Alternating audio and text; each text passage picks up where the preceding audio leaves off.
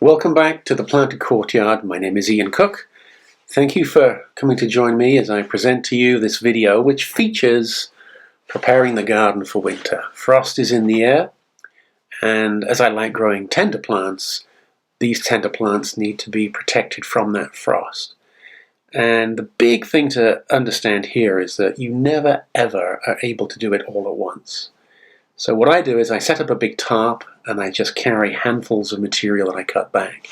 Here you see me saving the mandevilla. These were the central features in the pots. And I cut the roots back hard, I cut the head back hard. I don't want lots of foliage to have to keep through the winter. I just want the plant to stay alive. That plant will get put into a pot and then it'll get taken into the greenhouse.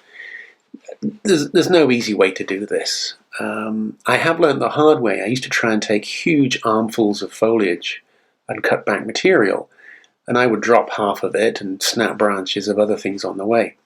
So now I just take small handfuls and do lots of walking, and it's just fine. I get asked a lot about dismantling planted containers, and I would encourage you to be quite rough. Not excessively rough, but the plants are quite durable. You'll be surprised. If they collapse and shatter, don't save them. You only want to save those plants that are worth potting on with a good root system and a nice healthy head. Here I'm potting up some of the small things that were in those containers, and they will be used next year. Plumbago, there's a calibrachoa. I don't expect all of them to live, but I may as well give them a chance. Now, when it comes to cutting back, you want to give yourself lots of space. So do an area to a high standard and then move on to the next area, then move on to the next area. And you can see here that having those red clippers goes a long way to helping expedite this whole project. You have to be ruthless.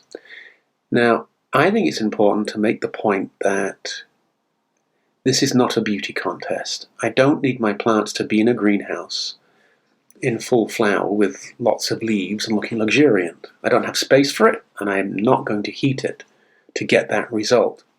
All I want is for my plants to thrive the winter. I want them to be on tick over, not dormant, because I don't want them dormant, but I just want them to be in that 45-degree range, 35 to 45, just not dying, but I don't expect there to be lots of foliage and growth on them. And if you have that mentality and that mindset, you'll be surprised at how many plants will absolutely thrive. This here is an agapanthus, one of my choice plants, so it's getting a rather large pot. That particular plant will keep on growing, the roots will establish, and it'll keep bulking up in the winter months, and then next year it'll just explode with new growth. Now, I get asked a lot about using old potting medium. I do it all the time. I don't mind mixing a bit of soil with it. I make sure it's properly rehydrated, and I don't have any issues with plants failing because of recycling my potting medium. It works just fine for me. One of my big tips is to make sure that you've got a wide range of different size pots. This means that when you dig out your plant, you might think that it needs a 5-gallon when actually it'll do just fine in a 3-gallon. It allows you to mix and match and make best use of the space in your greenhouse. Big pots take up lots of space, little pots sometimes dry out too quickly. So having a big range is a really big help. Here I am cutting back the campanulata dahlia. When it gets frosted it goes jet black, so it may as well go right now. Now, this is the plant, this is Colocasia, the beautiful dark-leaved elephant ears. And I'm actually going to stack these in one of the ornamental pots. This plant I used to put in individual pots. It didn't do very well. This way I have a big mass, and I also put in there the iachroma and fill it full of other goodies as well. And in one pot I might have as many as 20 different plants.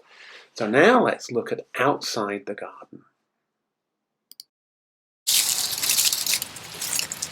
This is the Shura that's just seeded from last year, and it puts out these really spiky seed pods.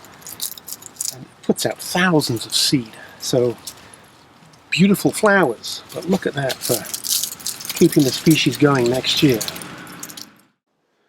Something to consider when you start this job is kind of a mental note of what you absolutely want to save. and then go and save those. But you can't save everything. So here you see me very aggressively just cutting everything back. These are plants that I know I don't want to keep, so let's just cut them back and have them gone. I learned the hard way that if you start to make lots of small clippings, you never get to pick them all up. So here I dismantle my frames that had the mandevilla on a tarp. So everything that falls off goes straight onto the tarp, making for a very, very easy cleanup. This doesn't show you the full volume of plant material that came out of the garden. This is a substantial tarp, and everything is on this one area. And I've learned that this is by far the best way to handle this type of project. It means that I can wrap the tarp up with some string, throw it in the back of a pickup truck, and then take it to the dump all in one go. It's very, very, very easy.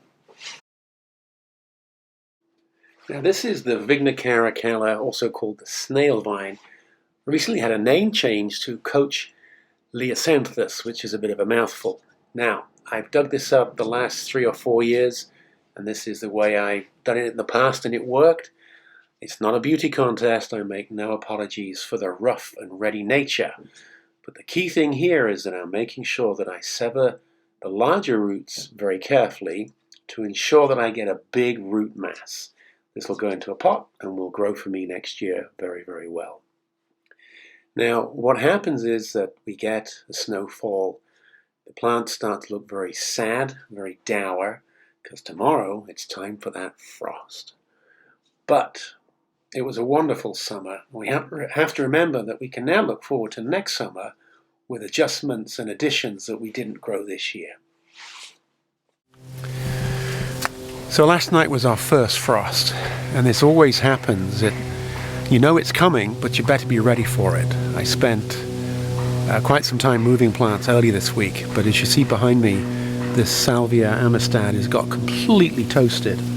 All of the cells in the leaves, as the temperature dropped and they turned into ice, they swell. And what happens is that the cell wall gets ruptured. So when it thaws, it can't remain that cell turgidity is the correct term for it. So they'll all flop and look very, very sad. So yeah, this plant is not going to be flowering anymore for us. The good news is it's just an air frost. It's just zapped everything on the ground up. All of the roots are fine and happy. And it's just sad because it's that end of the year. So let's see what else we've got. Over here, this is the tree dahlia, which I had very high expectations that this would actually flower more for me. And the sad thing is that this is the first frost of this year at the end of October. We might not get another frost for another week, maybe 10 days. So if this one had just been that little bit warmer, we'd have had another 10 days of growth, and that would have been great.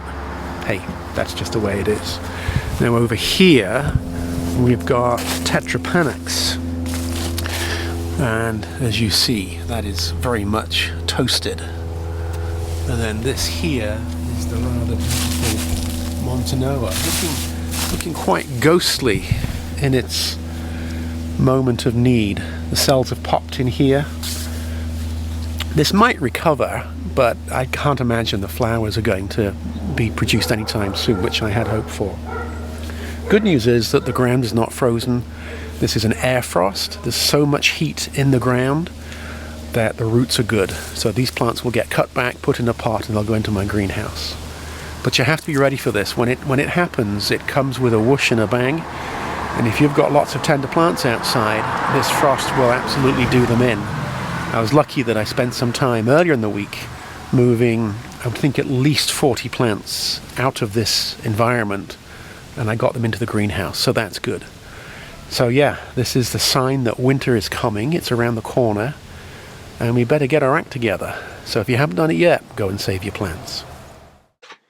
So here's a little walkthrough of the garden. You see the beech hedge on the right is flashing with fall colour. This is Iochroma that will get dug up and moved. Here's a fig. You can see that it absolutely got frosted, but the fig's fine. We'll more about that later. I would think that I got 60 to 70% of the plants that I wanted moved out of the garden. The ones that are left will get done in the next week or so. We're putting this garden to bed, and it just takes a little bit of time. It's a far cry from how the garden looked in the summer with all that beautiful growth and flowers. But what I have is my greenhouse. The greenhouse is probably 70% full. I'll take a few things out, restack the shelves, reprioritize, and we'll be off to the races. Thank you so much for watching. Please like and subscribe to the Planted Courtyard channel. Thank you for your time. Come back soon because there's lots more.